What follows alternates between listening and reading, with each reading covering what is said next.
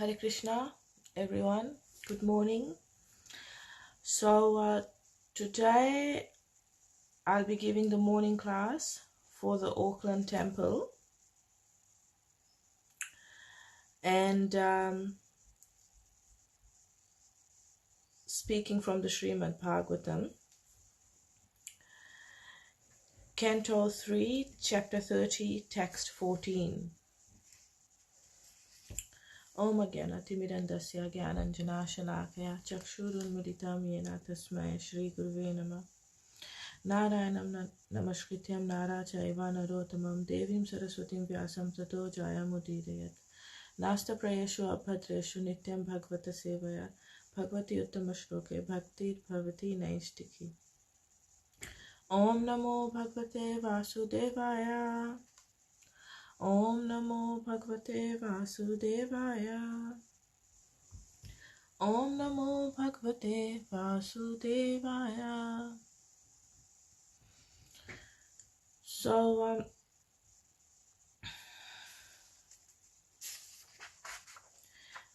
Canto 3, Chapter 30, Text 14 today.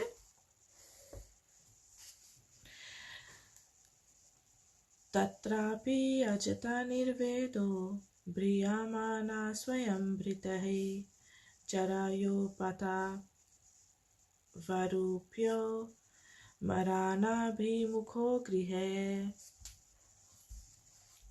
Tatra, there, api, although, ajata, not arisen, nirvedaha, aversion, briyamanaha, being maintained, swayam, by himself, britahe, by those who are maintained, jaraya, by old age, upata, obtained, vairupyaha, deformation, marana, death, abhimukaha, approaching, grihe, at home.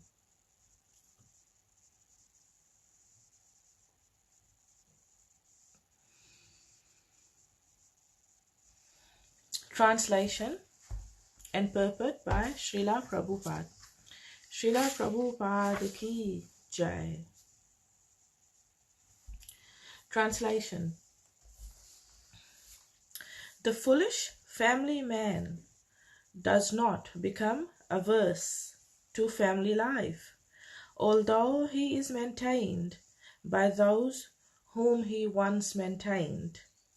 Deformed by the influence of old age, he prepares himself to meet ultimate death. Purport. Family attraction is so strong that even if one is neglected by family members in his old age, he cannot give up family affection, and he remains at home just like a dog. In the Vedic way of life, one has to give up family life when he is strong enough. It is advised that before getting too weak and being baffled in material activities, and before becoming diseased, one should give up family life and engage oneself completely in the service of the Lord for the remaining days of his life. It is enjoined, therefore, in the Vedic scriptures that as soon as one passes 50 years of age, he must give up family life and live alone in the forest. After preparing himself fully, he should become a sannyasi to distribute the knowledge of spiritual life to each and every home.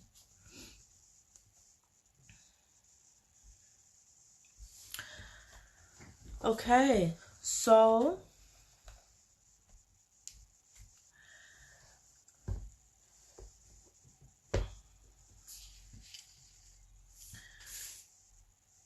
we'll talk about a few points from this translation and this purport. So what's going on right now is that Lord Kapila Dev is talking to his mother, Devahuti, and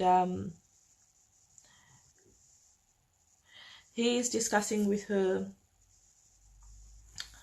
how to achieve spiritual perfection. And right now, what is being discussed is family life, which is not God conscious or Krishna conscious, and not being lived according to scriptural injunctions. So, and it said that one, as one gets old, previously in the Vedic times, in the old ages, what would happen is that at the age of just after the age of 50, the man would leave the house and retire to the forest. So retire from active family life and live in the forest. And this would be to become spiritually renounced and to become to prepare oneself for death. And after this spiritual after this renunciation from family life and moving, this was called vanaprasth, the retired stage.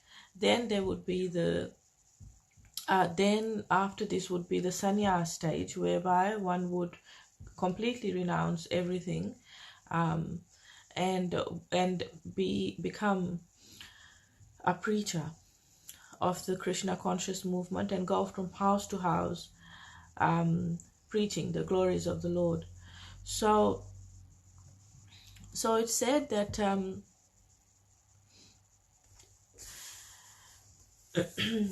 it should that this renunciation should be done when there's still life left in a person, when there's still strength left in one's body, and not left until too late, until the time has passed. That before getting too weak, and before becoming baffled and entangled in material activities, and before becoming diseased, one is encouraged to devote oneself completely in the service of the Lord for the remaining days of one's life, most especially after the age of 55 or 50. One is advised to retire from active family life and become more and more spiritually engrossed. So one thing to say is that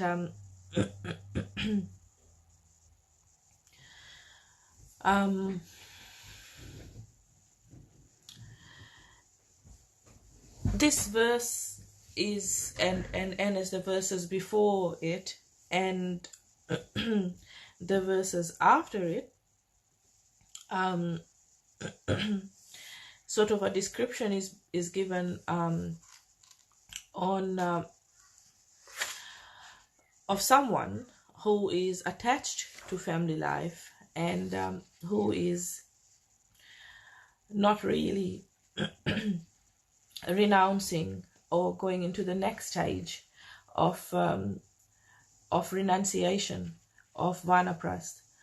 So we are being strongly advised by Lord Kapila Dev and also by Srila Prabhupada in his purports that it should be done, this renunciation should be done at the right time, and before getting too old, before getting diseased, before getting entangled and baffled, that it should really be done at the right time.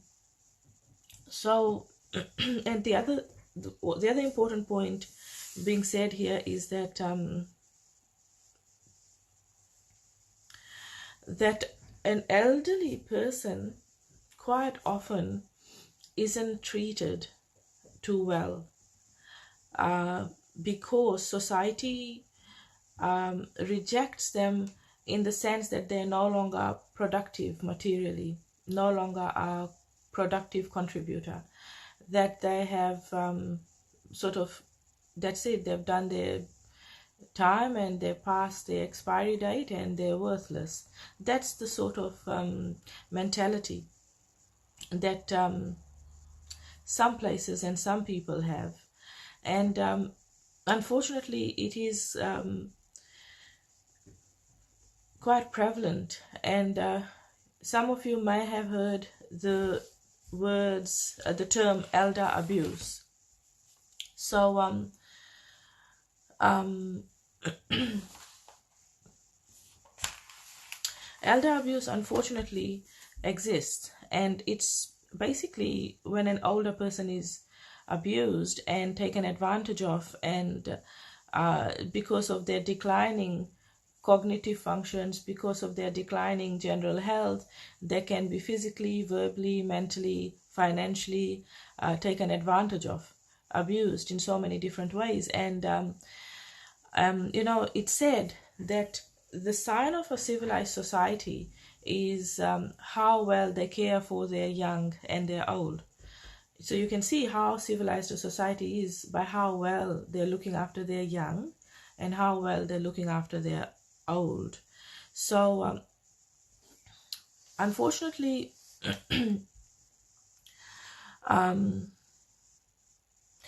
because of this mechanical, materialistic conception of life,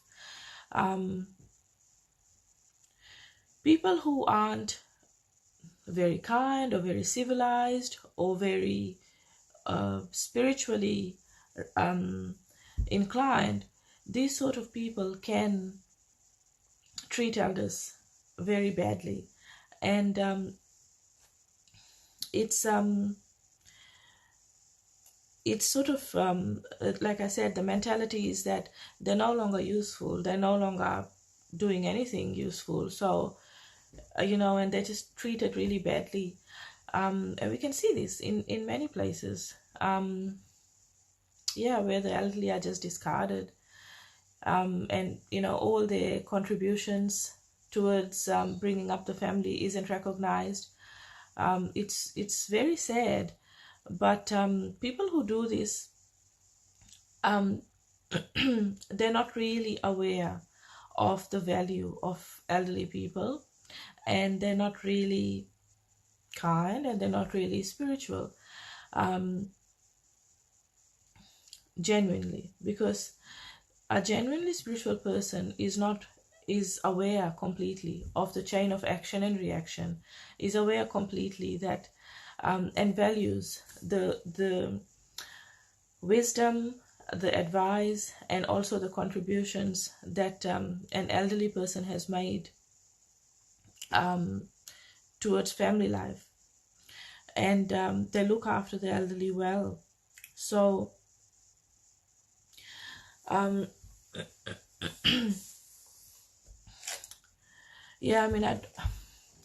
don't really want to sort of point out any examples, but I'm sure all of us are aware or have encountered cases of elder abuse in our lives so far.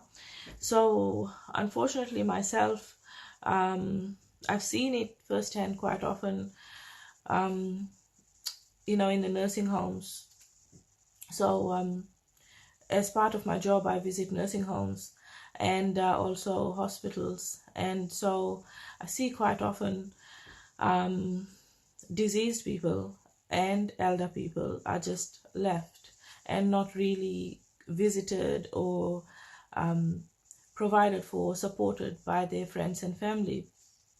And this is because they're no longer seen as valuable and no longer seen as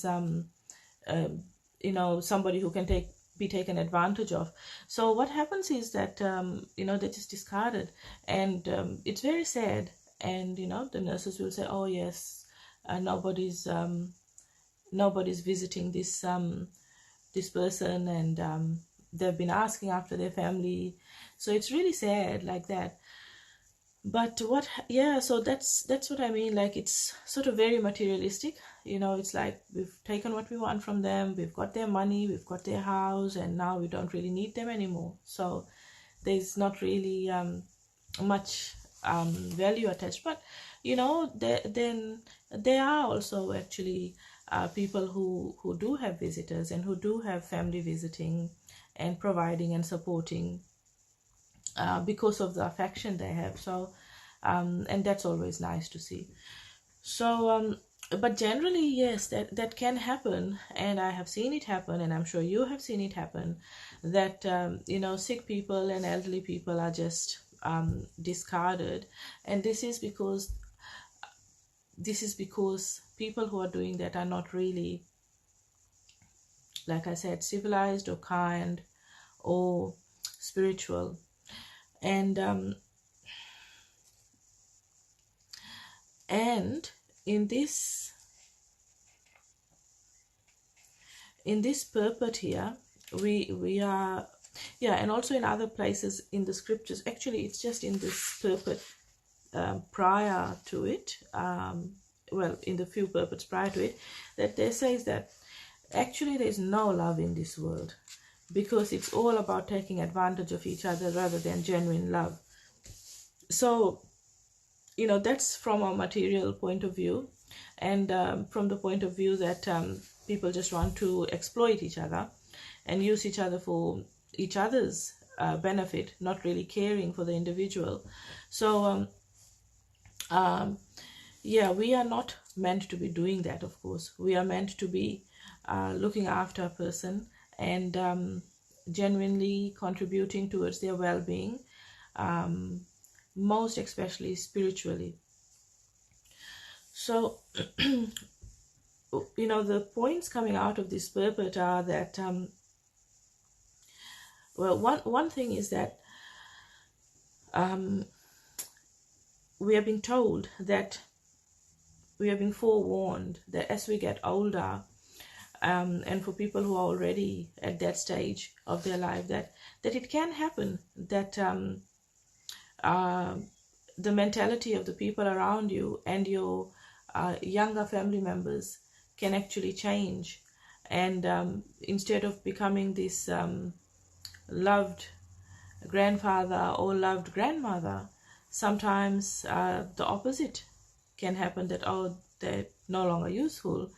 So and especially we see this in times of stress, so disease, for example, when the person needs looking after, then you see that the person is getting neglected because they're no longer seen as being useful.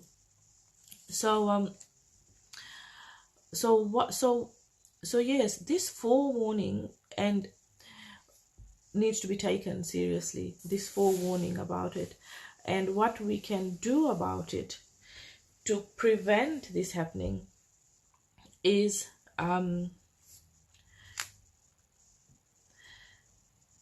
we need to become completely spiritually engrossed and devote our life to spiritual emancipation, spiritual cultivation, by the ninefold processes of devotional service.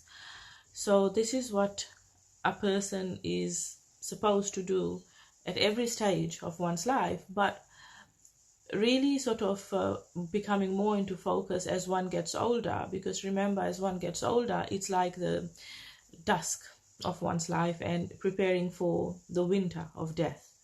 So especially after the age of 50, we can safely say that we're on the downhill slope, and in the sense that life, it's winding up, time is running out here on earth.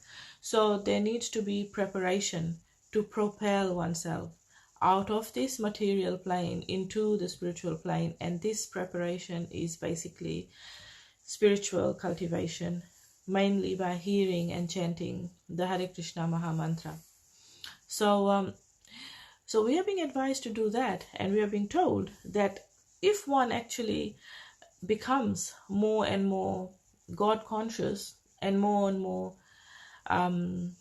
devout and fixed in their spiritual lives as they get older, then the Lord will take care of them, and the Lord will become directly responsible for them and take care of them, even if they're not able to take care of themselves. So we are encouraged to become more and more dependent on the Lord.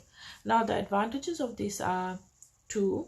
One is that the Lord is going to directly then take care of this person who is now becoming more and more devotional and spiritual. And the second is that because of this spiritual wealth of knowledge,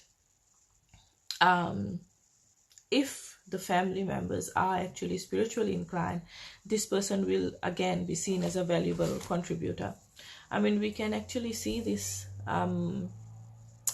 in real life nowadays, that for just have a look around us. Like, we have, just in the Hare Krishna movement, we have so many older devotees above the age of 50, in their 70s, well in their 70s, who are still traveling and preaching, who are, well, traveling not so much in this current pandemic, but who are preaching very vigorously, online preaching, and so many projects they're doing.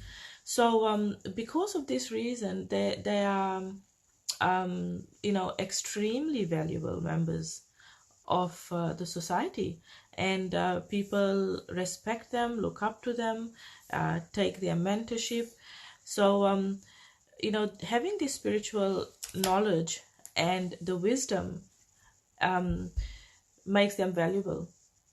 So in a spiritual society, of course, it's going to be fine. But then, like I said earlier, if just in a general sort of setting where the family aren't devotees, then this very mechanical, materialistic conception is there, and a person can be discarded once they're old or sick. So the other thing that is a point for discussion here is that it is advised that before getting too weak, too old, too sick, while there is still strength left in the body, to renounce from family life. And what that means is that to sort of stop being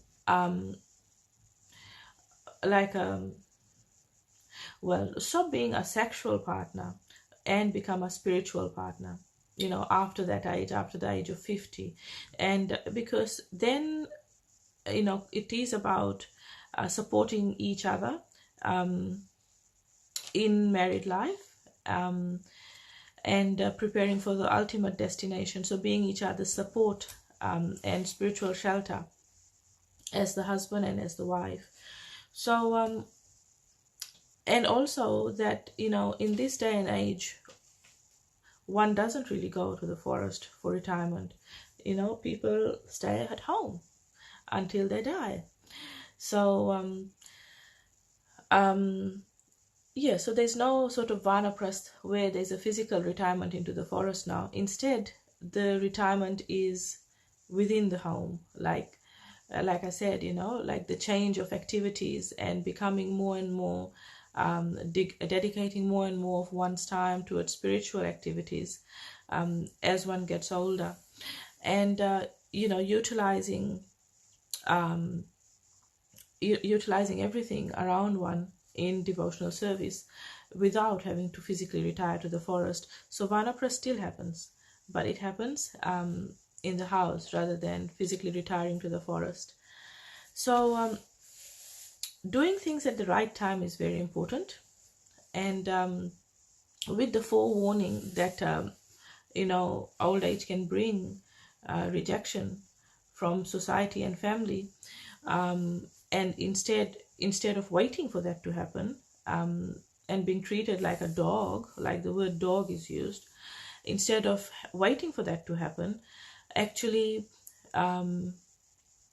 giving up family life out of one's own will at the right time, around the age of around 50 to 55. This is what is recommended, and this voluntary renunciation becomes victorious then, becomes joyful then, because it's not that circumstances has forced one to renounce something, but this person has done it themselves. So so we are being advised to renounce by choice, and don't wait until we are being forced to renounce. So at any time at any time, what can happen is there can be disease, there can be death.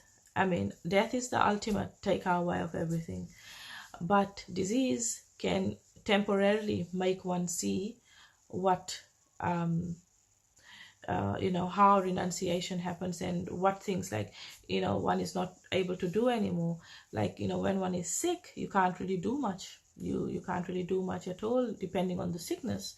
So your capabilities are limited, and at that time, instead of becoming depressed or anxious, if one actually focuses more on spiritual life and does whatever spiritual activity they can do, like hearing, chanting, reading, for example, then this actually helps immensely and gives a bedrock, a solid, something to lean on, and doesn't is a positive engagement rather than letting the mind become distressed. So this is what we need to be doing when we are sick, and also when we are not sick. So yeah, we need, we can see this renunciation come by force when one is sick. So and it kind of gives us a taste of what can happen if one loses their capabilities as they get older. So we can see renunciation happen in so many ways. One is disease. One is also, by misunderstanding and rumors circulating that can sort of take away one's respect and liking of other people. And then also, what takes away things is one's own confusion. So in the Bhagavad Gita, in chapter 2, text 63, 64, around there it is explained how one can fall down and become just confused and bewildered. And it's coming from being too attached to something, thinking about something, being too attached to it, and then becoming lusty about it, and then becoming angry about it, and then because of anger just becoming confused and becoming bewildered and just losing one's memory. So losing one's memory and intelligence then means one becomes sort of fallen down into the material pool again. And when this happens, then that's it, you're lost in the material pool, because there is karma then and there is suffering then. Whereas we always aim to be spiritual, and that we do by using our intelligence and our senses in the service of the Lord. So renunciation comes in these ways, and all of us will lose our material possessions, of course, at the time of death, and the only thing that will stay with us is our spiritual wealth. So this spiritual wealth we really need to then focus on, right? Because that's all we're going to take with us. That's all that will go back with the soul. So what people tend to do is do the opposite, unfortunately, because material life is hard, and there is sort of a hard endeavor, then you get some money, then you do something with it. But spiritual life is not like that. Spiritual life is actually not so much dependent on hard endeavor. I mean, yes, that is there, but it's also dependent on the Lord's mercy and how much the Lord wants to reveal. So they sort of what's the word I'm looking for? Courseless mercy, meaning to say the Lord is just so kind. He really wants us to come back home, and He gives us a lot of mercy and makes every opportunity happen so that we can engage in spiritual life more genuinely. Unfortunately, though, people tend to disregard this side and focus more on the material side to meet their material needs. And even when, the basic needs of food, shelter, clothing, all of that is met, still, people then need to, that's the right time then to move on and now focus on the spiritual needs. However, instead of doing this, people tend to become more and more materially entangled. So at any stage of one's life, we need to do as much spiritual service as we can, because that is all we will be taking with us, our spiritual wealth. And if we haven't actually if we haven't worked hard spiritually by devotional service, and especially by hearing and chanting and cultivating our internal spiritual lives, if we haven't actually accumulated that spiritual merit, then we won't have much spiritual wealth at all. And this then predisposes us to a sort of lower birth, a hellish birth even in the next life, depending on one's activities and mind at the time of death. So we need to be very wise and put our time, our energy, and our effort into developing our spiritual lives. When we actually give up this attachment to worldly things, and also pertinent to this purpose, when we give up things, when we actually retire from family life at the right time, at the right age, then it is pleasant. Then it's really pleasant, because it's firstly done under one's own will and not by force of other people or force of circumstance, and it becomes really pleasant. So letting go of things early is encouraged. And also, if one is spiritually strong, then one won't really be disturbed by material losses.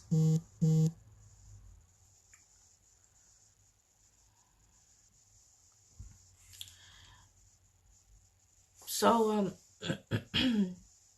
yeah, the natural order of life, as described in the Vanaprastha system, is there's the brahmachari life, there's the garastha life, there's the Vanaprastha life, and then there's the sannyas life. So this order, which basically is the student life, the married life, the retired life, and the renounced life. So these orders of life are there, and they're meant to happen at the right age. Right now we are discussing what age to renounce family life, and that is just after the age of 50, we are told. So this is and we are emphasizing that we need to actually do things at the right time, and do it because we are wanting to do it, not because the family members are forcing us to renounce like that. So yeah. So even without renouncing physically and going to the forest, we do it in the house, and we do this without leaving the house nowadays. So as I said, if one is spiritually rich, then there is still value then, even after not being a material contributor materially, there is still a lot of spiritual value in a spiritual society and in a kind family. And in a civilized structure. And also then, like I said, the other advantage is the Lord directly takes care of one who is engaging oneself under his protection and doing devotional service under him. So it is really important to give things up at the right time, because we are meant to sort of age gracefully, you may have heard. And people who don't age gracefully, it is a bit embarrassing, I have to say. I mean, you've noticed it probably yourself, in different situations, people trying to still be young and behaving sometimes in silly ways. And the saddest thing that I have seen is, I have to say, is people still trying to enjoy sexual life, at advanced ages of 80, 90 even. And like I said, I work in nursing homes, so I see a lot of older people actually. And and then this is the age of life where one needs to be so spiritually strong, because remember, it's like a plane about to take off, and it just before taking off, the plane gathers a lot of speed, a lot of momentum to propel itself up in the air. And this is what old age is meant to be for: spiritual cultivation, not actually trying to still do material things, and enjoy sexual pleasures in particular. And the saddest thing is that there's just a lack of positive alternatives for these people. It's just ignorance. They just don't know about spiritual life, and that is the saddest part actually. So we are meant to be using these human lives, for spiritual cultivation, and most especially, at any stage of one's life, because there is no guarantee when one is being called out of this world. So, but especially, renouncing family life after the age of 50, and becoming more and more spiritually engrossed is what we are advised to do. So, yep. Okay, so we need to take Krishna's indication at an early stage, and like I said, an early stage, do it ourselves rather than being forced. Like, all of us have seen people who tend to hold on for too long, and it's not a pleasant sight. So, yes, this is what we are being encouraged to do, to become more spiritually engrossed, devote our lives to spiritual activities, and mainly hearing and chanting at the ages, as we get older. Okay, I will stop here, and I hope that has been useful. Thank you very much, and have a good day. Jai Srila Prabhupada.